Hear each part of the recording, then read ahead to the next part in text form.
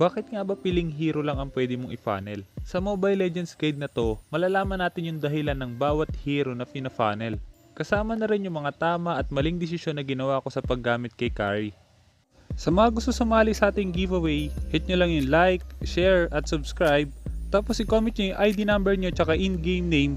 Tapos skin or hero na worth 500 diamonds. At ang pinaka-importante, dapat matapos nyo yung bawat video. Bubunot ako ng 4 na mananalo at i-announce ko yun every first week of the month. Kaya kung hindi ka pa nakasubscribe, hit mo na yung subscribe pati yung notification bell.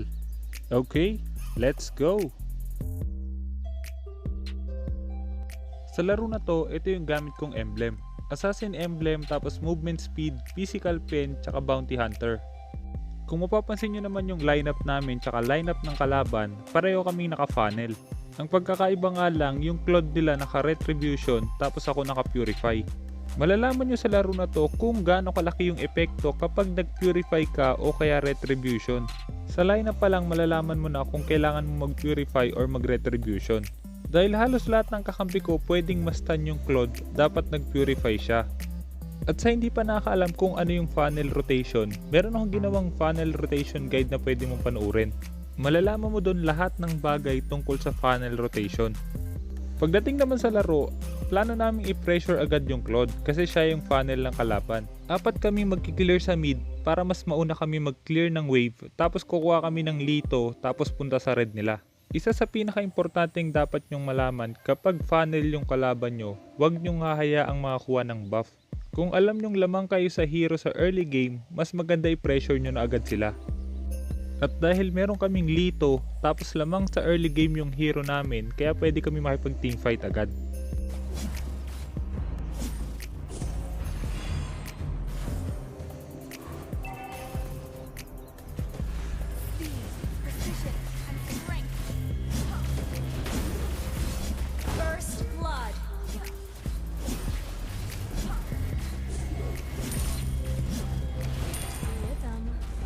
Kung napansin nyo doon, napatay ng Hylos yung Claude. Mas malaki sana yung chance na mabuhay siya kung nag-purify na lang siya. Maliban doon, mapapansin nyo na kinuha na rin ng Esmeralda yung blue ng kalaban. Ibig sabihin, wala nang buff yung panel nila. 1 minute pa lang ng laro, alam na namin na hindi na makakabangon yung Claude. Dahil nga hindi magiging effective yung funnel kung walang buffs. May paraan pa sana silang pwedeng gawin kung hindi sila sumabay sa teamfight. Pwedeng kinuha na lang din nila yung red namin, o kaya naman nag-start muna sa red yung Claude para ma-secure niya talaga yon. Or kung lugi talaga sila sa hero, pwedeng ibigay na lang nila yung red tapos kinuha nila yung blue. So subukan kong gumawa ng defensive funnel rotation at kung ano yung mga pwede mong gawin kapag nag-invade yung kalaban. At pagdating naman kay Carry, hanggat maaari dapat i-max mo agad yung second skill. Tuwing ginagamit mo yung second skill, may lumalabas na basic attack sa kanya. Makikita nyo sa clip na to, may konting delay bago mo magawa yung second basic attack. Sa delay na yon, pwede mo gawin yung second skill para maging 3 yung basic attack mo. Kailangan mo tandaan napaka-importante ng basic attack kay Carry. Kailangan mo ng 5 basic attack para gumana yung passive niya. Kapag naka 5 basic attack ka sa isang hero, puputok yung passive niya tapos magdi-deal ng true damage. Yung true damage na yon nakabase sa buhay ng kalaban. At dahil nakabase sa percent ng buhay yon, kahit tank pa, malaki pa rin yung magiging damage ni Carry. Maliban sa basic attack, gumagana rin yung first skill niya para magkaroon ng stack yung kalaban. Kapag tinamaan ng first skill mo, 4 na basic attack na lang yung kailangan mo para pumutok yung passive. Kailangan mo tandaan, napaka-importante na mapuputok mo yung passive ni Carry para mag-deal siya ng malaking damage. Dito makikita niyo yung epekto kapag walang blue buff yung Claude. Hindi ko alam bakit lumapit siya sa amin kahit wala siyang mana, kaya mas madali namin siyang na-burst. Isa sa mga dahilan kung bakit pinipili si Carry tsaka si Claude para maging funnel ay dahil pag meron silang blue buff tsaka red buff, mas madali silang makakapag-farm. Kadalasan kapag 1-2-2 yung lineup tapos side lane yung marksman, nauubusan ng mana si Carry tsaka si Claude. Kaya kadalasan bumibili sila ng mana boots kapag side lane yung Claude o kaya Carry. Maliban doon, isa si Carry tsaka si Claude sa mga hero na kailangan bumuo muna ng isang core item bago sumama sa teamfight. Hindi sila ganun kalakas sa early game kaya dapat mag-focus muna sa farm. Pero dahil malaki yung lamang ko kaya pwede ako sumama sa teamfight. Mas maganda na hindi muna sumama yung Claude at mag-focus muna siya sa farm.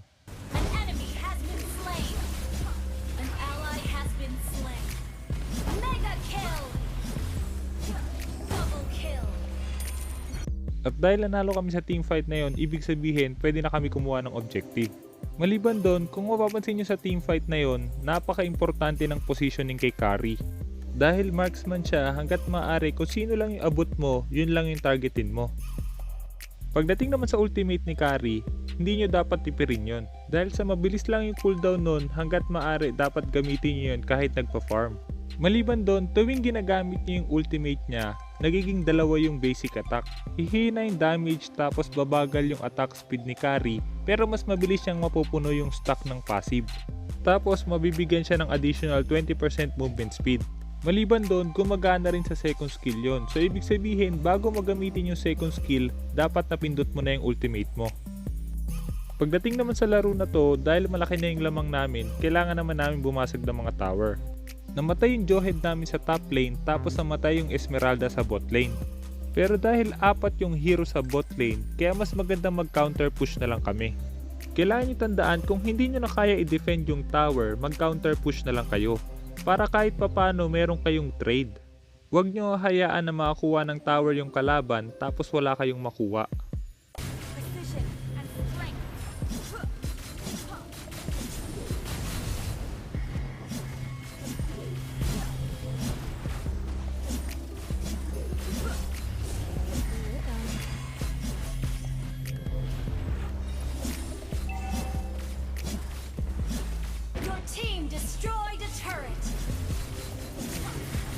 Bago natin ituloy yung video, gusto ko munang i-shoutout sina Andoy Calvario, Mugi at Dave Andrew Almasco. Kung sinong unang tatlong magko-comment sa bawat video, siya ang i-shoutout ko next video. Kaya kung hindi ka pa nakasubscribe, hit mo na yung subscribe pati yung notification bell.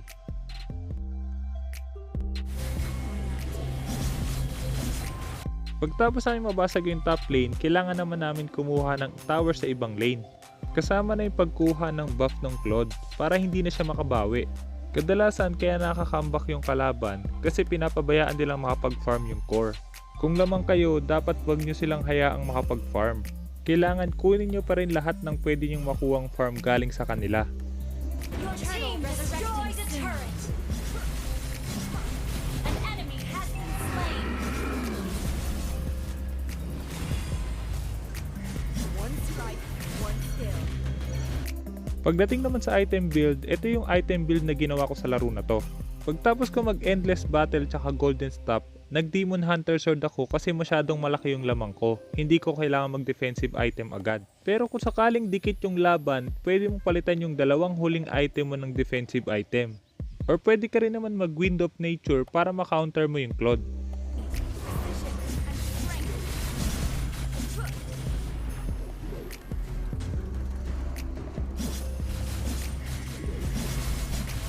Kung papansinin niyo yung magiging teamfight dito, masyado akong naging aggressive.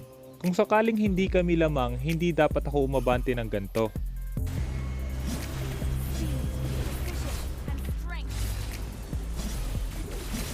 Our turret is under attack.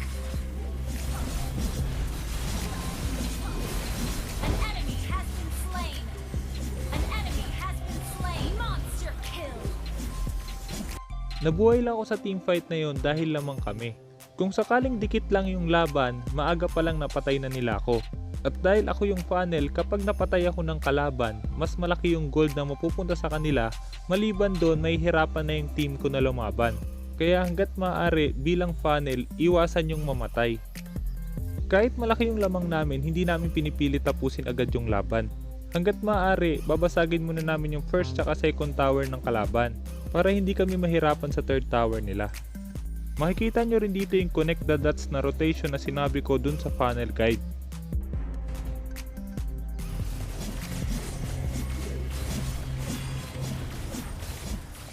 Faster and faster.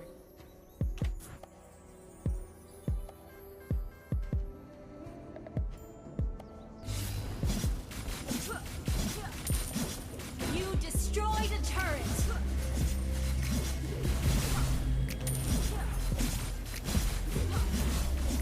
Request backup. You destroyed a turret has been destroyed. Turtle resurrecting soon. One strike, one kill.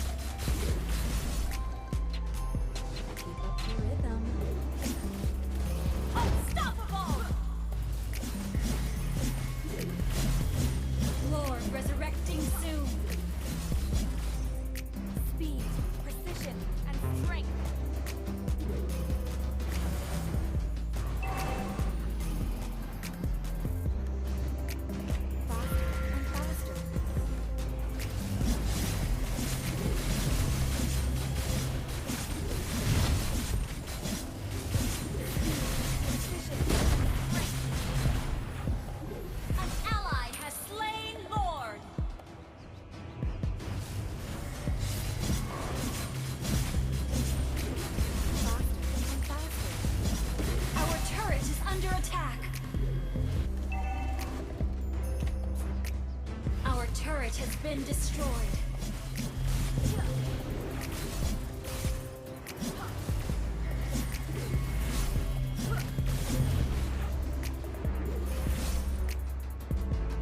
Rhythm.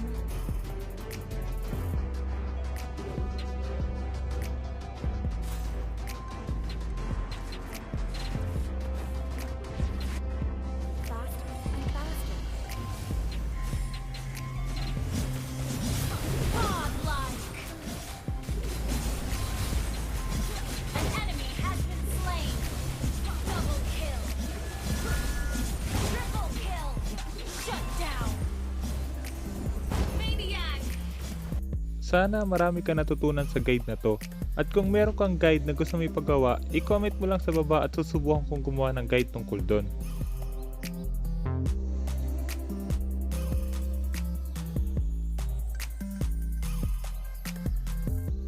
At dahil tinapos mo ang video, gusto ko yung mananalo sa ating giveaway, sila yung mga nanonood hanggang dulo. Para malaman ko kung tinapos mo talaga, kailangan mahanap mo yung keyword. I-comment mo yung keyword kasama ng ID number, in-game name at skin na gusto mo. Mas maraming keyword, mas malaki yung chance na manalo. Kaya kung hindi ka pa nakasubscribe, hit mo na yung subscribe pati yung notification bell. Basta lagi mo lang tatandaan, kung gusto mo mag-improve, just master the basics. I'm out.